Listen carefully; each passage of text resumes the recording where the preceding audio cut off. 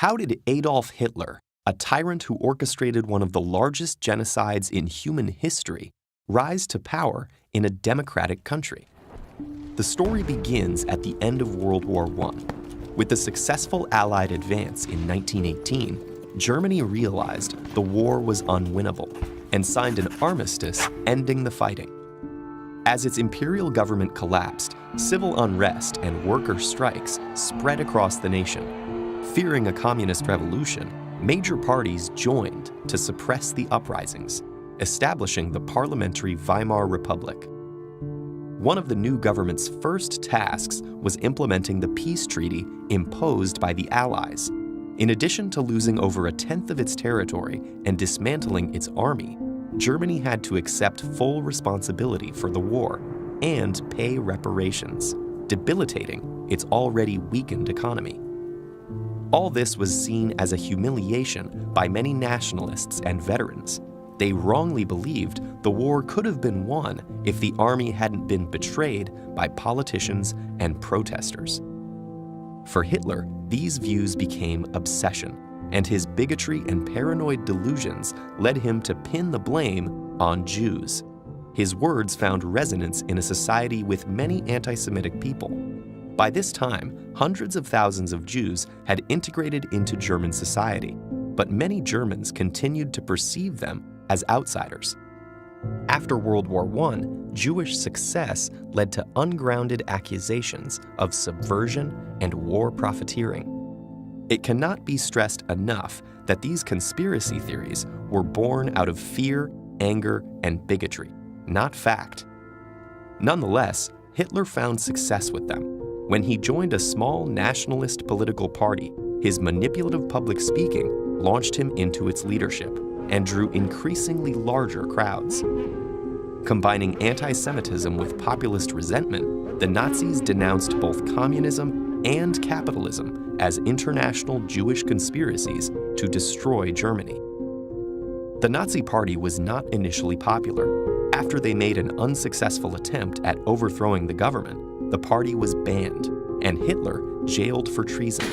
But upon his release about a year later, he immediately began to rebuild the movement. And then in 1929, the Great Depression happened. It led to American banks withdrawing their loans from Germany, and the already struggling German economy collapsed overnight. Hitler took advantage of the people's anger, offering them convenient scapegoats and a promise to restore Germany's former greatness.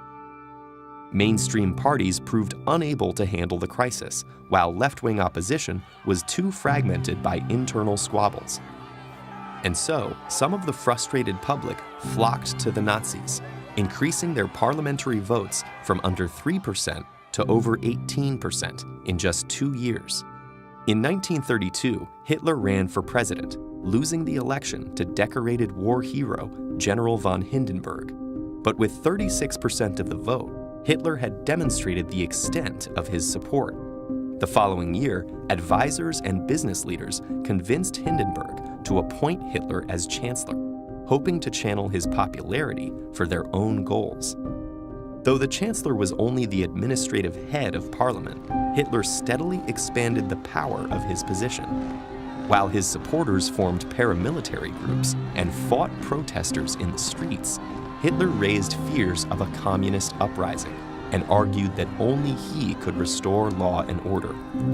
Then, in 1933, a young worker was convicted of setting fire to the Parliament building.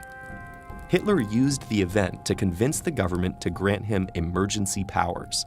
Within a matter of months, freedom of the press was abolished, other parties were disbanded, and anti-Jewish laws were passed. Many of Hitler's early radical supporters were arrested and executed along with potential rivals. And when President Hindenburg died in August 1934, it was clear there would be no new election. Disturbingly, many of Hitler's early measures didn't require mass repression. His speeches exploited people's fear and ire to drive their support behind him and the Nazi Party.